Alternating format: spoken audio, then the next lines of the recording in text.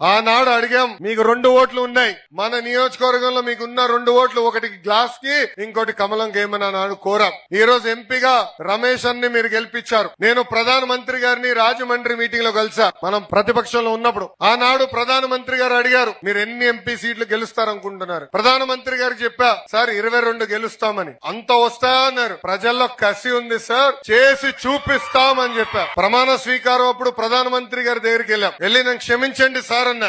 ఎందుకు రా అన్నాడు. 22 గెలిపిస్తా ఉన్నాను సార్, 21 వచ్చింది సార్ అన్నా. ఒకటి తక్కువ పడింది సార్ మాకని గట్టిగా వెనకాల తట్టి ముందలకెళ్ళు రాష్ట్రాన్ని మనం కలిసికట్టుగా అభివృద్ధి చేద్దామని హామీ ఇచ్చారు ప్రధానమంత్రి నరేంద్ర మోడీ గారు. ఈ రోజు రాష్ట్రం ముందలకెళ్తుందంటే కేంద్ర ప్రభుత్వం సహకారం ఉంది. గత ప్రభుత్వం మొత్తం అప్పులు చేసి పంపించారు. జీతాలు ఇచ్చడానికి ఇబ్బంది పడే పరిస్థితి, సంక్షేమ కార్యక్రమాలు చేసడానికి ఇబ్బంది పడే పరిస్థితి. కానీ కేంద్రంలో ఉన్న నరేంద్ర మోడీ గారి సహకారంతో ఈ రోజు మన రాష్ట్రం ముందలకెళ్తుంది. దక్షిణ భారతదేశంలోనే ఎక్కడ లేని విధంగా మనకి ప్రాజెక్టులు ఇచ్చారు, అభివృద్ధి కార్యక్రమాలు చేస్తున్నారు. ప్రజలందరూ తెలుస్తున్నా 5 సంవత్సరాలు ఓపిక పట్టండి, మన ప్రాంత రూపురేఖలు మార్చే బాధ్యత ఎన్డీఏ ప్రభుత్వం తీసుకుంటుంది. ఇంకా తెలుగుదేశం, జనసేన, భారతీయ జనతా పార్టీ కార్యకర్తలందరినీ కోరేది ఒకటే, కలిసికట్టుగా పోరాడాలి, కసితో పనిచేయాలి. అధికారంలోకి వచ్చామని అజం ఉండకూడదు. 10 కాదు 100 మెట్లు తగ్గి ప్రజల కోసం అహర్నిశలు కష్టపడాలి,